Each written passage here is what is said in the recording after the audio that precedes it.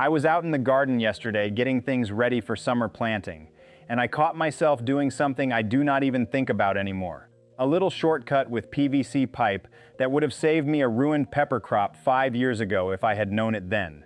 That got me thinking about all the raised bed tricks I have picked up the hard way over the years, most of them through expensive mistakes, and how different my first few seasons would have looked if someone had laid them out plainly.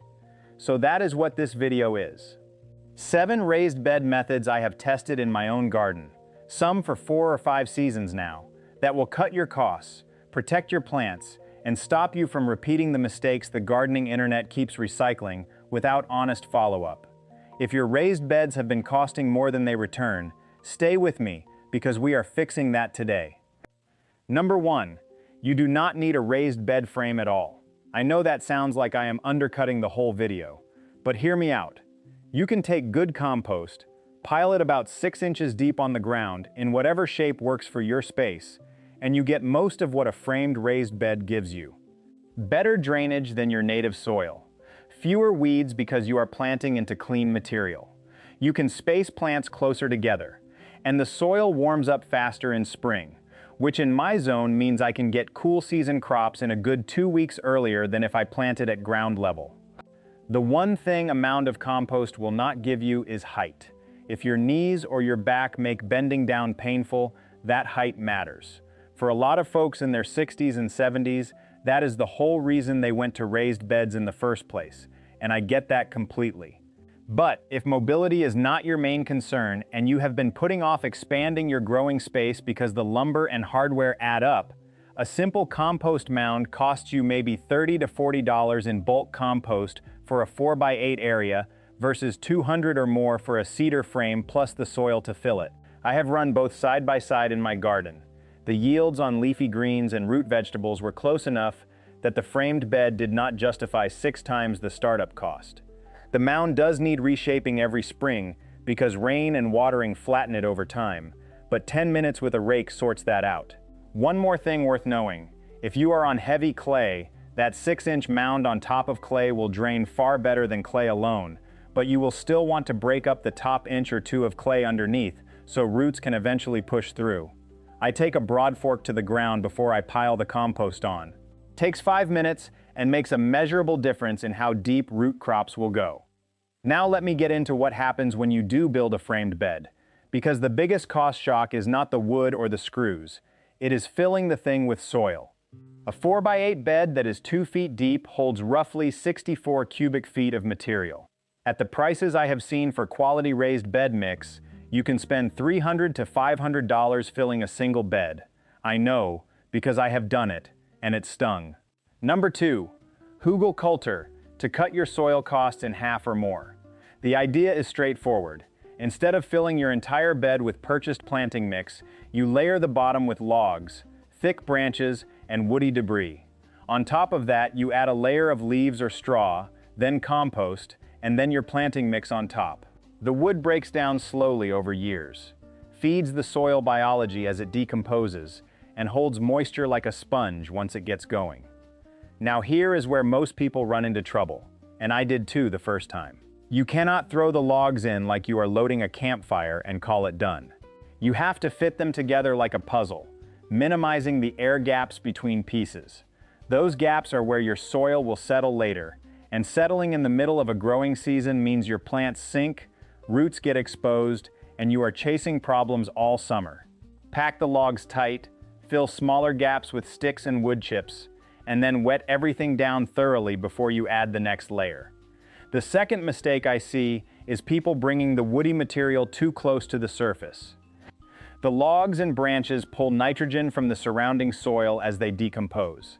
That is fine when it happens 2 feet underground, but if your planting roots are sitting right next to a big branch, your plants will show nitrogen deficiency, yellow leaves, stunted growth, weak production. Keep a minimum of 12 inches of compost and planting mix above the woody layer. 12 inches. I have tested beds with 8 inches above the wood and beds with 12, and the difference in tomato production was around 30% in favor of the deeper soil layer. That 12 inches is not a rough guideline. It is the minimum I would use. One more tip on Hügelkultur that I do not see mentioned enough. After you put down your first 6 inches of compost over the wood layer, water it in heavy, then get into the bed and walk on it. Compress it. Let it sit for 2 or 3 days and settle. Then come back, add the remaining soil to the top, water it again, compress it again.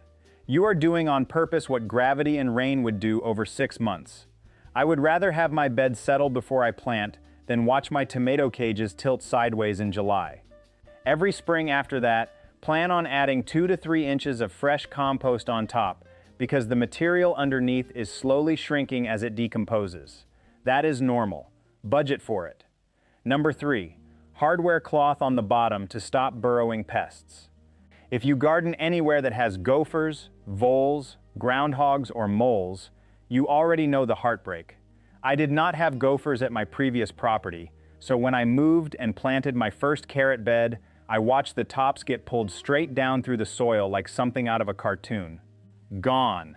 An entire row in 2 days. The fix is 1/2-inch galvanized hardware cloth stapled to the bottom of the bed before you fill it. I use heavy-duty fence staples, the kind you hammer in, not the flimsy ones from a staple gun. Those rust out in a season and a half.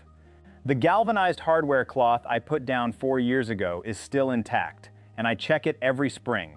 In those 4 years, I have found gopher tunnels running through the paths between my beds dozens of times. They push right up to the edges and cannot get through. Not a single breach in 4 seasons. If you have metal beds or beds without a wooden frame to staple into, lay the hardware cloth on the ground first and set the bed on top with at least 1 inch of overlap on every side. The weight of the filled bed holds it in place. A roll of 3 foot by 25 foot 1/2-inch hardware cloth runs about $40 to $50, and 1 roll is enough to cover 2 4x8 beds. For the price of the carrots and peppers and beans the gophers would have taken, it pays for itself the first season.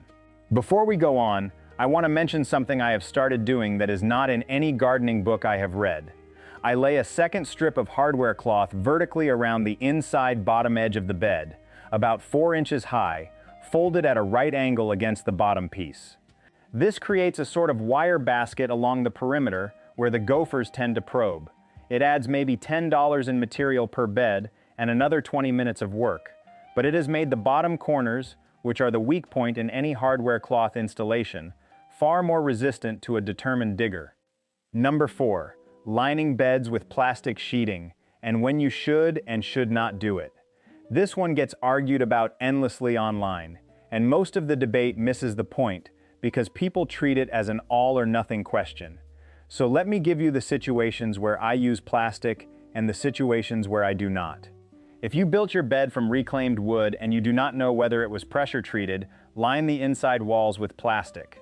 Pressure treated lumber manufactured before 2003 used chromated copper arsenate, and you do not want arsenic leaching into the soil where you are growing food. The type of plastic matters. Look for the recycling number stamped on the sheet. You want number 2, which is high-density polyethylene, or number 5, which is polypropylene.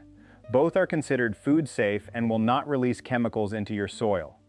I also line the inside walls, not the bottom, of cedar and redwood beds because it slows the wood from rotting. An unlined cedar bed in my climate lasts about 5 to 7 years before the bottom boards start going soft. A lined one has given me 9 years and counting on the oldest bed in my garden. That is 4 extra growing seasons from a few dollars of plastic and half an hour of work. The situation where you want to line the entire bed, including the bottom, is if you are gardening over contaminated ground, old industrial sites, areas near busy roads where lead may have accumulated, or anywhere soil tests have come back with heavy metals. In that case, line everything, but punch drainage holes in the bottom. I do 1 hole roughly every square foot, about 1/2 inch wide, in a 4x8 bed that is 32 holes. Without them, your bed turns into a bathtub and root rot will destroy your crop faster than the contaminants would have. Where I do not use plastic is on the bottom of beds sitting on clean ground with no pest issues. Your plant roots want to be able to reach down into the native soil eventually, especially for deep-rooted crops like tomatoes and peppers. Blocking that connection with plastic limits root depth, and forces you to water more often, because the bed cannot wick moisture up from below. I have measured this directly. A bed with a plastic bottom liner dried out about 40% faster in midsummer than an identical bed without one. Both planted with the same tomato variety, same watering schedule. That alone made the decision easy for me on clean ground. By the way, I am curious. Where are you gardening from? Drop your city, state, or country in the comments. I ask because some of these methods work differently depending on your climate. Gopher pressure, sun intensity, frost timing, it all varies, and I always find it interesting to see the range of places people are growing. Number 5, a cheap planting grid you can make in 2 minutes. If you have tried square foot gardening, or even if you have not, dividing your bed into a visible grid makes planting faster and more consistent. The commercial grid frames they sell are overpriced for what they are, usually $40 to $60 for a piece of plastic lattice you could replicate with string and a few nails. Here is what I do. I hammer small galvanized nails into the top edge of the bed frame, one every 12 inches along each side. Then I run cotton string or twine back and forth between the nails, creating a 1-foot grid across the entire bed. The whole thing takes about 5 minutes and costs under $2 in string and nails. When the string gets ratty mid-season, I replace it in another 5 minutes. The commercial grids crack after 2 or 3 seasons of sun exposure, so you end up spending more over time for something less flexible. That grid does more than look tidy. It enforces proper spacing, which is the single easiest way to increase yield per square foot in a raised bed. I grew bush beans at the spacing printed on the seed packet, 6 inches apart, in one gridded section of a bed, and in another section, I eyeballed the spacing without a grid. The gridded section produced about 20% more beans by weight because the spacing was consistent and the plants were not competing unevenly for light and nutrients. 20% more from the same seeds, same soil, same water, same bed. The only variable was whether I bothered to measure. Let me add something I have started doing that goes beyond the grid. On the top edge of the wooden bed frame, I take a permanent marker and make small lines every 3 inches along one side and every 6 inches along the other. That way, when I am planting crops that need 3-inch spacing like radishes or 6-inch spacing like lettuce, I do not even need to bring a ruler out. The marks are right there on the bed itself, season after season. I also write the crop name and planting date on the edge in pencil. Pencil, not marker, because I want to erase it next season. At the end of the year, I have a record of what was planted where, which makes crop rotation dead simple. I flip through phone photos of the bed edges and know exactly what went where last year without keeping a separate journal. Number 6, using the bed frame itself as a reference tool, and this ties directly into what I was saying.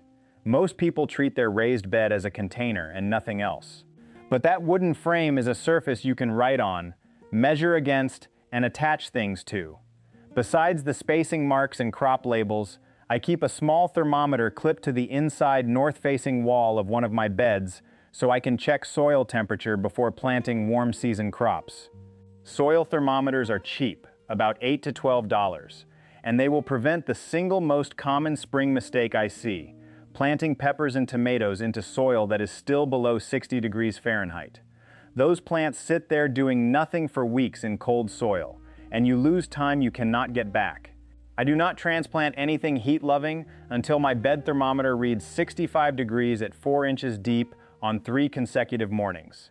That rule alone moved my first tomato harvest earlier by about 10 days, compared to when I used to guess based on air temperature. Another thing I attach to the bed frame is a small hook on each end for hanging hand tools. My soil knife, my dibber, a pair of snips. Sounds minor, but when you are 60-something and your knees remind you every time you stand up, not having to walk back to the tool bench for a pair of scissors you forgot is worth more than it sounds. I screwed in 2 cup hooks per bed. Total cost about $1, and they keep my most used tools within arm's reach while I am working that bed.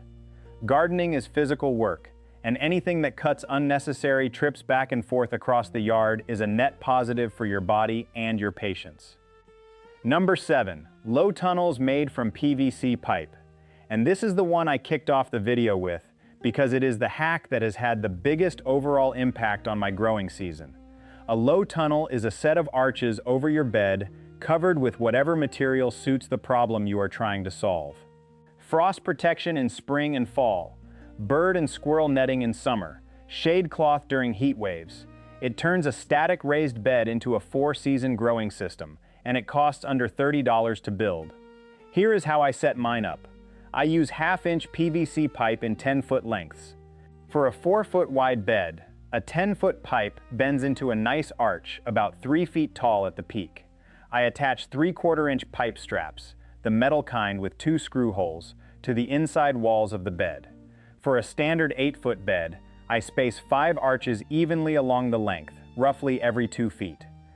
Screw the pipe straps in, slide the PVC into the brackets on one side, bend it over, and slide it into the bracket on the opposite side. 5 arches takes about 15 minutes once you have done it once. What goes over those arches depends on the season. In early spring and late fall, I use 6mm greenhouse plastic to create a mini greenhouse that keeps frost off transplants and extends my season by 3 to 4 weeks on each end. I have overwintered spinach and kale under these tunnels in temperatures that drop to 20 degrees Fahrenheit, and the plants came through without damage. In summer, I switched to 30% shade cloth over my pepper beds because every year, without fail, the afternoon sun scorches the fruit. Sun scald shows up as white papery patches on the side of the pepper facing the sun, and once it starts, it ruins about 1/3 of the crop if you do not intervene. Since I started using shade cloth on the afternoon side of the bed only, my pepper sun scald has dropped to nearly 0. For securing whatever material you use to the PVC arches, get PVC snap clamps. They are cheap plastic clips that grip the pipe and hold the covering taut. A bag of 20 costs about $6. They make it easy to remove the covering on warm days when you need airflow. And that brings up a point I want to stress. On sunny days in spring, a plastic-covered low tunnel can reach over 100 degrees inside within an hour. You have to vent it. Either pull the plastic off the end arches to let air through, or roll it up from the bottom on one side. I lost a flat of lettuce seedlings early on because I left the tunnel sealed on a 55-degree morning that turned into a 75-degree afternoon. Inside the tunnel it hit 110, and those seedlings were cooked. Now I set a reminder on my phone to check the tunnels by 10 in the morning any day the forecast says full sun. One thing I have added recently that I have not seen many people talk about is using insect netting on these same PVC frames during the main growing season. A fine mesh insect net over brassicas, broccoli, cabbage, kale, keeps cabbage moths from laying eggs on the leaves. No eggs means no caterpillars, which means no holes chewed through your crop and no spraying anything, organic or otherwise. I ran 2 identical broccoli beds last summer, one with insect netting and one without. The uncovered bed had caterpillar damage on every single plant by mid-July. The covered bed had 0. That result alone made the $20 roll of insect netting the best investment of my entire season. So those are 7 raised bed methods I have tested and retested over multiple seasons. Not theories, not things I read online and passed along. These are things I have built, screwed up, fixed, and measured with my own hands. Pick whichever ones solve the problem you are dealing with right now. If you are spending too much on soil, number 2 will cut that bill in half. If critters are eating your crops underground, number 3 will stop them cold. If frost or sun is cutting your season short, number 7 will give you back a month or more on each end. Grab one of these and put it to work this weekend.